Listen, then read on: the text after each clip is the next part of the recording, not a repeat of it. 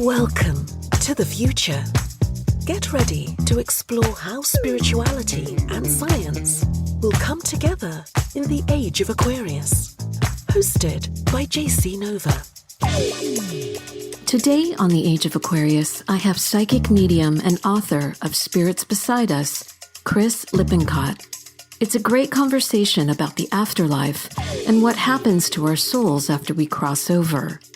Chris shares his remarkable journey into mediumship, describes what the other side is like, and offers remarkable stories and healing messages he has received along the way.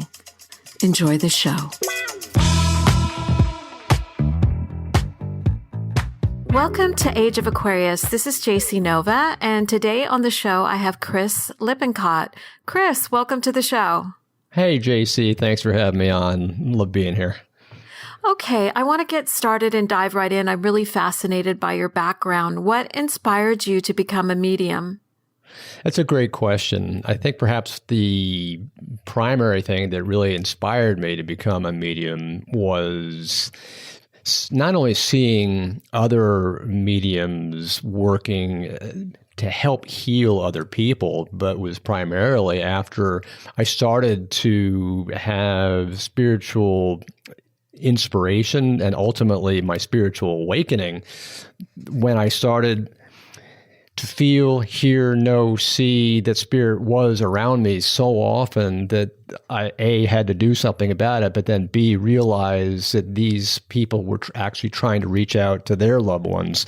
And I started putting everything together, and it really became an issue of how can I help heal other people? How can I help reach out to other people? How can I help to open the eyes of everybody on the planet, as far as I could tell, to see that in fact the spirit never dies. The spirit always is with us. So that was really the ultimate goal, was to help people awaken, really. Do you believe that everyone has intuitive insight? Absolutely, because it's really just a question of, are we open to what's available to us? Because in the end, we're all energy. You can go into quantum physics, and we could dive into this for hours. But the whole concept is we are nothing but just energy, and at different vibration states. So if we were to look at ourselves here in the physical, we're at a very low vibration state, whereas spirit is at a very high vibration rate. And once we just begin to realize that we're at different states, different oscillation rates, we can then begin to use the internal psychic abilities that we all have, that we've never lost, that have just been buried deep within our back of our brains. We can use those abilities, what people refer to as gut instincts, for example, and really begin to connect with the spirit that's all around us. I mean, how many times have you gone outside and had your gut tell you something? I should be doing that. It's all about just actually listening to what's around you, being aware of what's around you, feeling the energy of what's around you. So if you can do that, you can clearly begin to open up even further and just listen and become aware of what spirit is trying to reach out and talk to you. My mom has passed, and sometimes I can feel her presence. And some people will describe it as getting kind of like full body chills, or you get kind of the goosebumps when you sense someone is in the room with you. Do you find that that's common when you talk with other people when they're trying to connect with their loved ones? Yeah, absolutely. I think that's probably a very good way of describing it. For me, when I'm connecting with spirit, for example, I'll feel a tremendous, what I refer to as effervescent champagne-like bubbles, kind of like a blanket of energy wrapping around me as I feel spirit's energy beginning to blend with my energy. And it's that sensation of blending energy that tells me that spirit is blending in to come close to me. And that was something that I started to realize when I was really young, when spirit was trying to interact with me, but I had no clue what was going on. I'm like, what, wait a second, is this monster trying to, take me away to their lair, right? And in fact, it turned out it was spirit, trying to interact with me. But as a young kid, I didn't have a clue what was going on. Now I know what's going on. Now every time I have that interaction, those quote unquote goosebumps that you get, And, that's when I know it's there. Some people get it, different ways. Some people will feel temperature changes. Some people will feel it on different parts of their body. I know some people, for example, they'll feel the lower half of their legs go cold, or they'll feel wind when there is no wind indoors. They'll sense different things going on around them. Sometimes they'll hear things when they know there's nobody by them, or they'll see something and they look around and in fact there wasn't anything there. It's really more their psychic senses picking up all of this energy.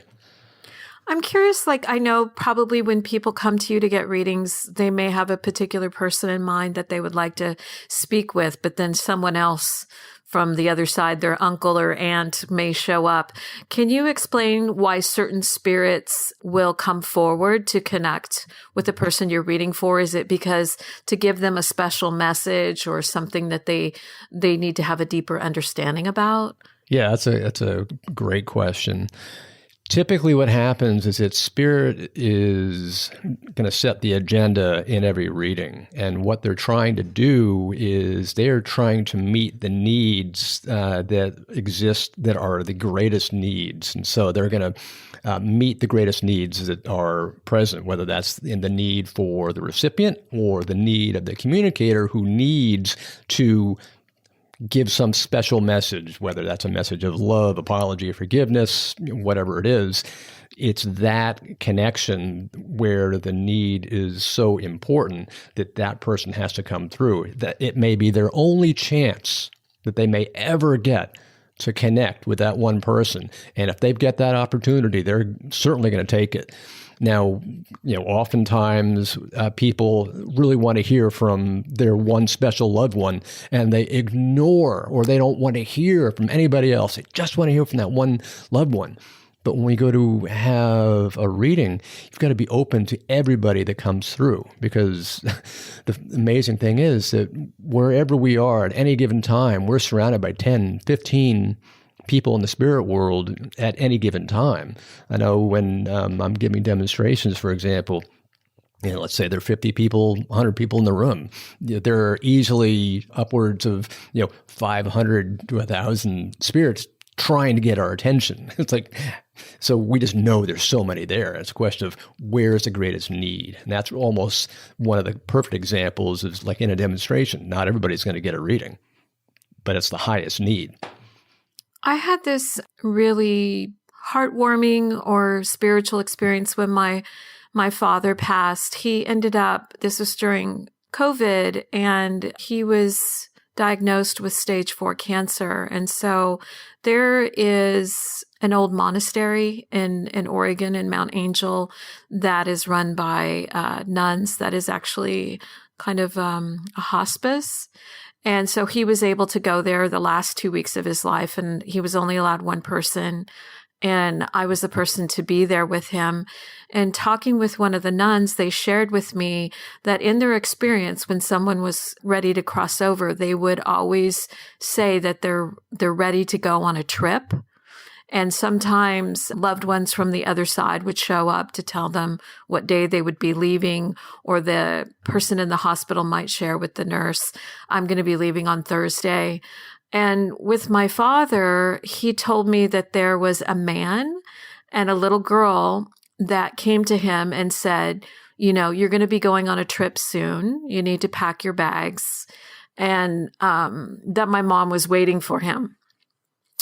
And it was actually a beautiful experience because I wasn't really sure how I was gonna feel, but I was able to be there with him. And he kept talking about this trip. And then I said, well, do you know what day you're leaving? And he said, I'm leaving on Thursday. And he died on Thursday. And it was such a beautiful experience. And he seemed because he was obviously very sick. But when he was told when he was leaving, he all of a sudden had this lots of energy. He seemed fine the last couple of days before he actually passed. I thought that was really fascinating because she said it happens to him all the time. Obviously, they're Catholic, so they're super religious, but they had seen it time and time again. And I was just curious if you'd ever heard that in your experience. Yeah, in fact, that's very common from everything I've ever heard. I've heard so many times that, especially in different hospice situations or people in a hospital, for example, there always seems to be within the last day or two, right up to the person transitioning, they suddenly seem full of energy. And everybody wonders, why are they full of energy? It's, from what we can tell, it's really the spiritual energy coming through to give them that extra energetic boost, that energetic happiness, spiritual lift, if you will. And we're always hearing at every transition people talking about, hey, so-and-so has come to visit me. Hey, I can hear my sister laughing in the other room. Hey, I can hear these people standing at the end of my bed. Can't you see them? Can't you see them? They're always seeing people they either know or love or are familiar with.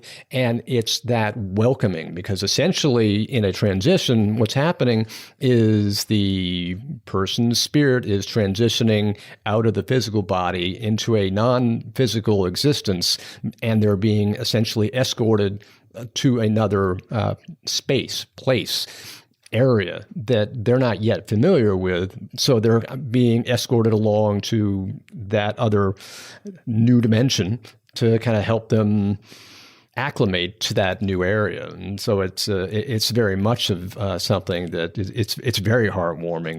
It's very uplifting, because you see that they're suddenly so full of energy when before they were they had no energy.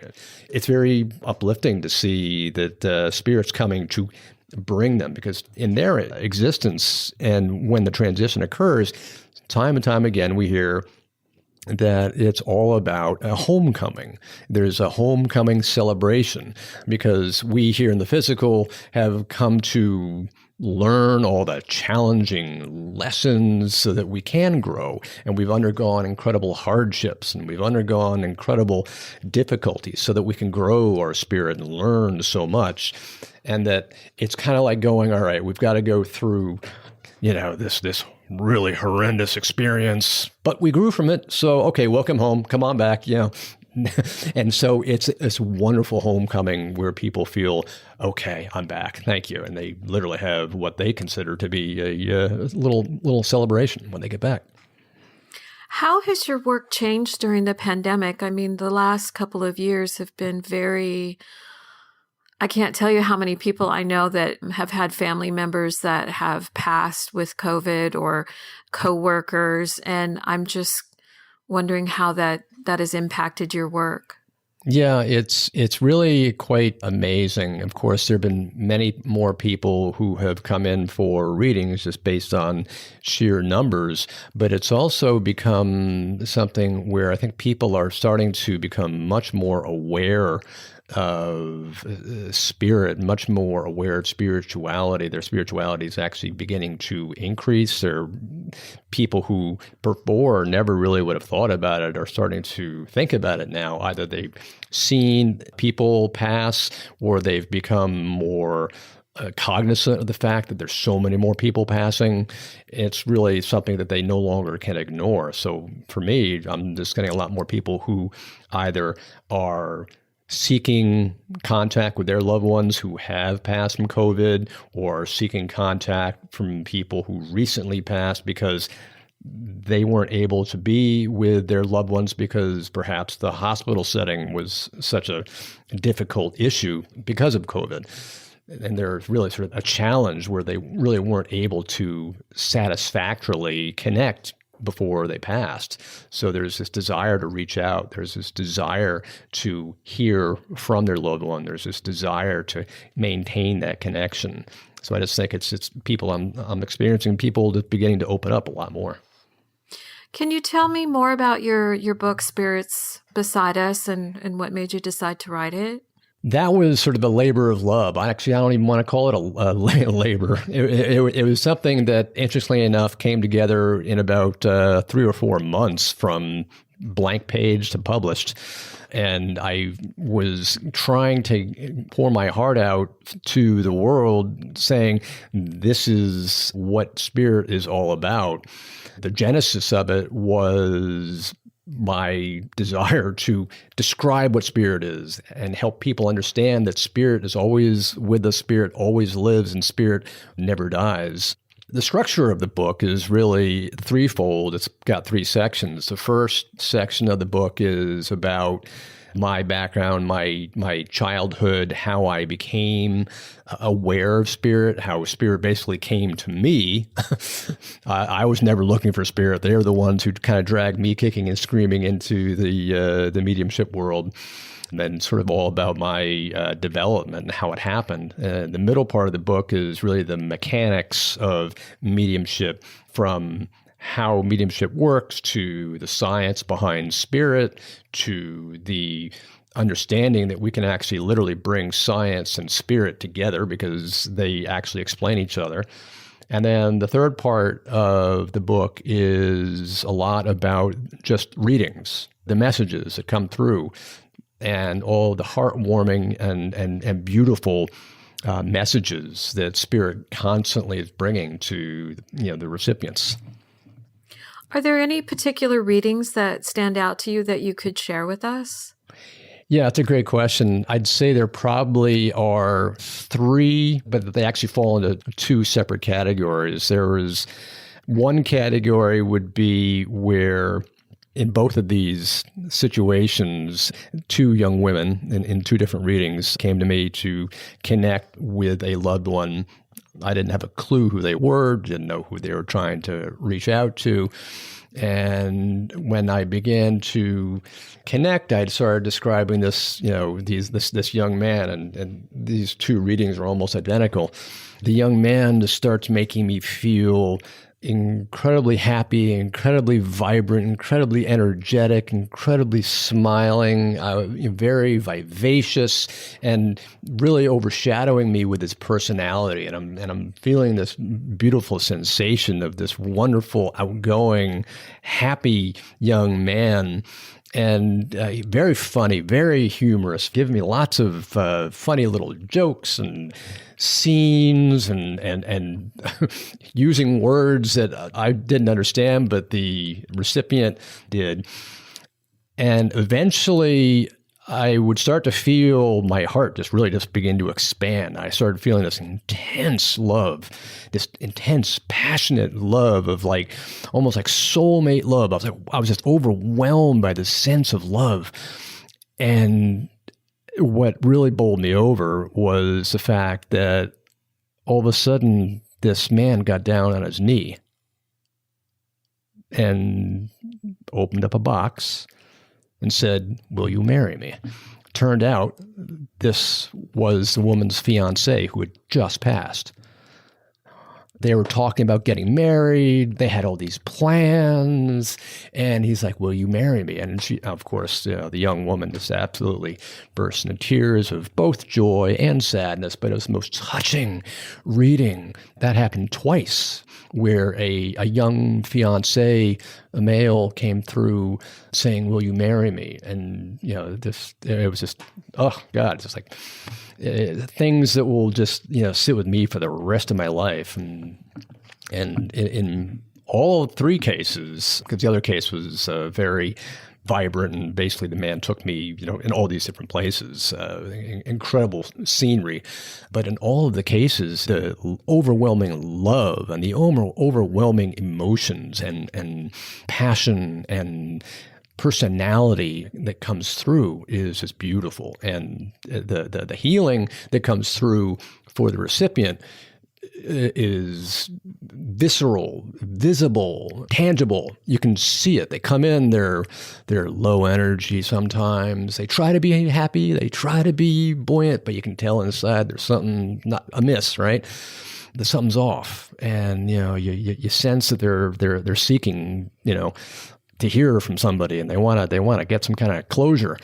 Then by the end of the reading, it's like the clouds are parted, sun shining on their face. You just see this bright, happy face, and just this, like the hint of a smile starting to creep through. And you can just feel like there's just been this very subtle healing that's gone on, this beautiful healing. And it's that kind of healing that it's like, I guess I'd be the channel, the instrument, if you want to call it that. I kind of get like a little bit of residual healing myself. And it's like, oh, this is beautiful. That's a beautiful story. I have a question about people that pass under tragic circumstances, say they've been in a car accident or even something more tragic, like they're a victim of violence. Do those spirits come through differently? And my other question would be, does that person know that that's going to happen to them when they pass? The times that I've connected with spirits who've passed suddenly or violently, they'll typically let the recipient know in a very calm manner what's occurred. In some cases, let's say there's a traumatic brain injury and they suddenly passed. They try to present it in such a way that it's very not graphic, very gentle, and they give a hint of what happens so they don't, emotionally hurt the recipient, but also in some cases, if it's something that perhaps they're not comfortable discussing, perhaps the spirit themselves will just kind of quickly glance over it and just sort of say, okay, this is what happened. I don't even want to talk about it, but this is just a way to identify me. Sometimes they don't even say how they pass. Just if they're uncomfortable discussing it, they won't even mention it. It's kind of like, would you like to be reminded of, what happened to you if somebody ran you over? I don't think you'd like to. Some spirits just ignore it altogether. But as far as, if they've been the victim of, tragic violence or sudden violence or something like that, they typically let us know that it was never a feeling of immediate pain during the transition, because they're typically taken out of the physical body right before anything is actually happening.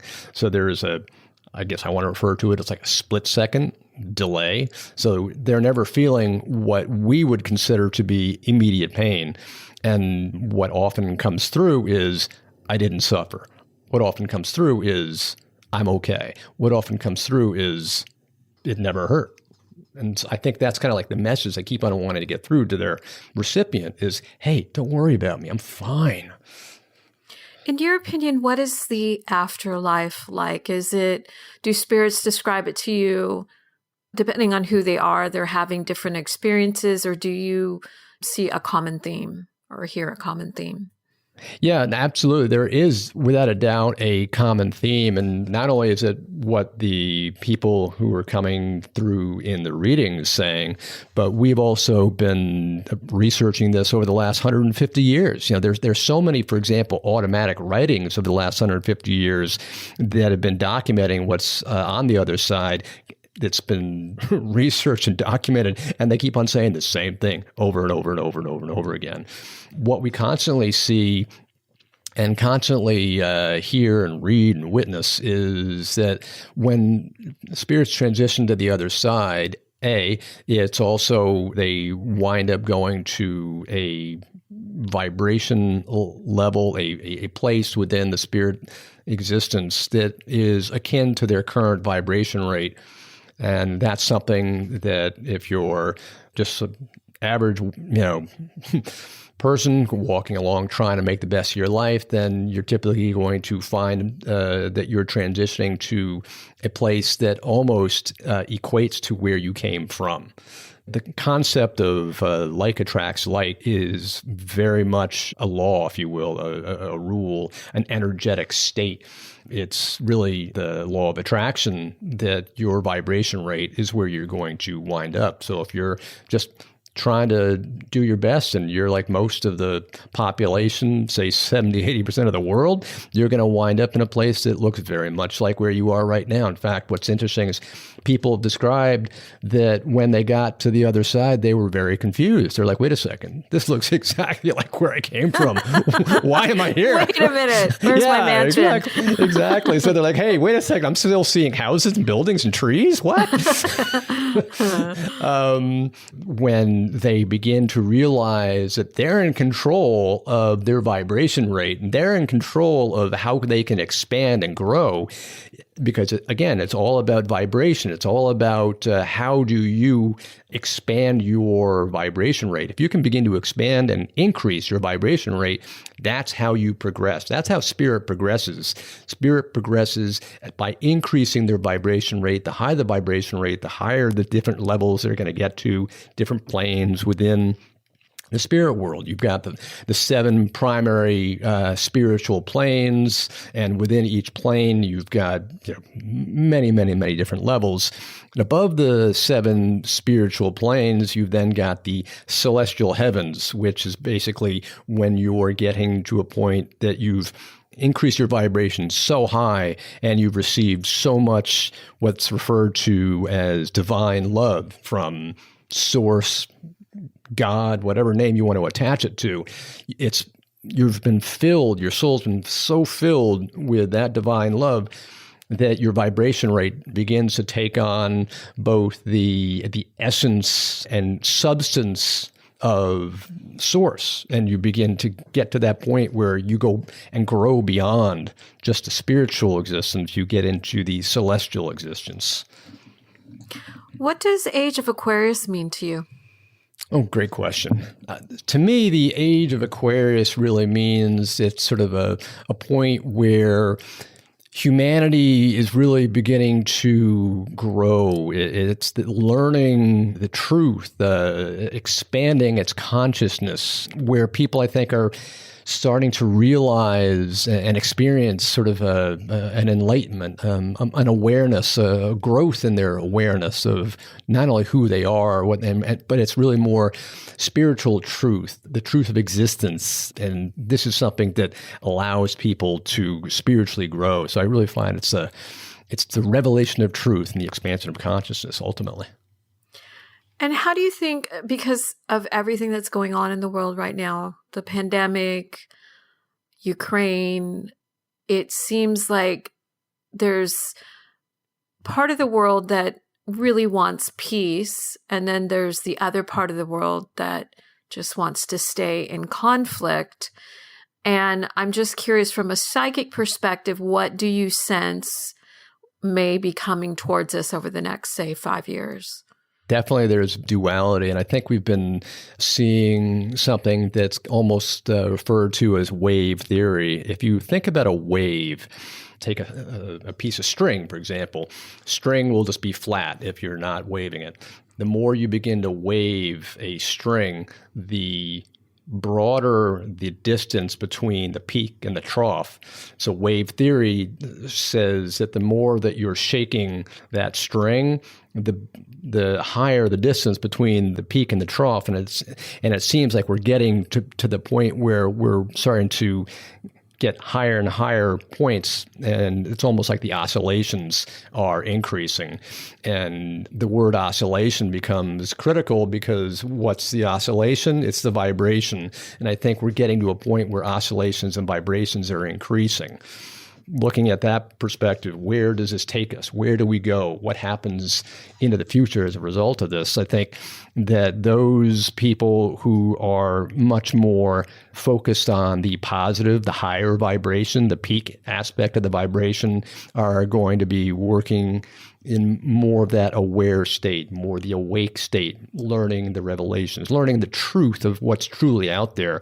Those people who are in the valley, the trough, the lower vibration, are going to focus themselves on the inability to get out of the valley, because the valley just keeps on getting deeper and deeper and deeper for them. But it's like the saying of light versus dark. When you are spreading light into a dark room, the light always wins. You can't bring a candle into a dark room and have the candle get swallowed by darkness. The candle always illuminates the dark room. So in this essence, the candle is the bright light, is the high vibration, because light is high vibration, right? So that's what's happening. We're starting to illuminate all the darkness. So this feeling that there's more and more vibration, more and more light, and that light's going to begin to illuminate all the darkness. Do you think that the Age of Aquarius is part of the Great Awakening that we hear? Different people think the Great Awakening, they might see it from more of a materialistic perspective or societal changes, but how do you feel about the Great Awakening? Is it more just of this global consciousness shift? Yeah, I think the Age of Aquarius, and from my perspective, is very much of a spiritual awakening, a shift in the awakening of consciousness, in that people are beginning to become more aware that there's more than what we're thinking of in the everyday. We're starting to realize that, hey, the chairs that we're sitting on are not these material hard things. If you look subatomically at a chair and you look at the carbon atom, you begin to realize that it's, under quantum physics, it's 99.9% empty space, and that empty space is energy. What is energy? It always is in existence. So essentially, we're all energy. And I think that's kind of the consciousness and the awareness, and people are starting to realize that, hey, there's more to our reality than meets the eye. What are some of the steps that we can all take to help heal ourselves in the years ahead? I think one of the most basic things that everybody's got to do to heal themselves is to go within, heal the inner child, because it's the inner child that, if you think back to your childhood when you were a little kid, 5, 6 years old, everything was possible. Whether you believe it or not, everything was out there. Nobody told you no. And you were always happy because you could do whatever it was that your mind believed. You were able to create things in your mind. And typically you began to exhibit that new reality in your own mind. But what we tend to do is, as we get older, we got more logical, we got more material, and that inner child started to get squelched down and shut down, and we're no longer the inner child. And the inner child sometimes gets bruised, sometimes gets ignored, sometimes gets hurt. Go back to the inner child, A, be the inner child, and B, start finding those places where you feel that the inner child has been hurt, and try to find the wounds of the inner child. Once you begin to search for the joy and happiness of the inner child, allow that to come to the surface. I mean, I'm a Gemini, and so I'm kind of like a dual personality anyway. So what winds up happening is that, half the time I'll be this happy, bubbly, joyous 5-year-old, and I act like a 5-year-old. Oh, that's fun. And fun, and hey, that's great. But the other time, it's kind of like, all right, we gotta go pay the bills, gotta go take out the trash. Oh, this is really boring. Oh my God. So it's like, what can I do to focus more on that joyous, happy 5-year-old inner child state? That's what's so important. So I would say for people who are looking to heal, go within, heal the inner child. What courses do you offer that might be able to help people increase their psychic ability, or if they just want to learn more about the afterlife? Yeah, I've actually got a school online that offers 5 different courses, and they range everything from just learning to develop your own intuition and your psychic senses, all the way to mediumship, from beginner's mediumship to intermediate mediumship, and mentoring mediumship, as well as just spiritual development. And also there's another course that's just about energy healing. Remember, I was talking about energy, how we're all energy. We can heal ourselves. We can heal the energy within. And if we learn how to heal ourselves and our own energy, we can actually wind up learning to heal other people, because we're all energy. I think that's so important. Knowledge is power. And part of the inspiration behind starting this podcast is to talk with people, to share their wisdom and their experiences to help others heal and grow during this time period. How can listeners learn more about you and contact you for a reading? Yeah, if people want to learn more about me, they can, just go to my website. If they want to look at that, that's www.montclairmedium.com. Or if they want to reach out to me, they can send me an email at chris@montclairmedium.com. I'm also on Facebook with the same name, got a blog, I've got videos. You're a busy guy. I'm a busy guy. I don't have time to breathe. Well, that's great. Do you have any other books or any virtual events? Is that all on your website? Yeah, that's all on the website. I'm actually in the throes of trying to put together another book amongst all the other things that I'm doing. I only have 24 hours a day, and I'm trying to do about 25 hours of work. But I'm trying to put together another book, and this is the concept of, how can I put together all the trance readings that I do as well, because I do a lot of trance work. What are the readings from my guides? What are they saying? And trying to weave that together with all the messages that have been coming through for all the different readings that I've been doing lately. And, what's the commonality? So it's sort of like the theme might be Conversations with God meets Chicken Soup for the Soul, something like that. Last question. Is there any message that you would like to share that might have come from your trans meeting or any recent experiences that you have?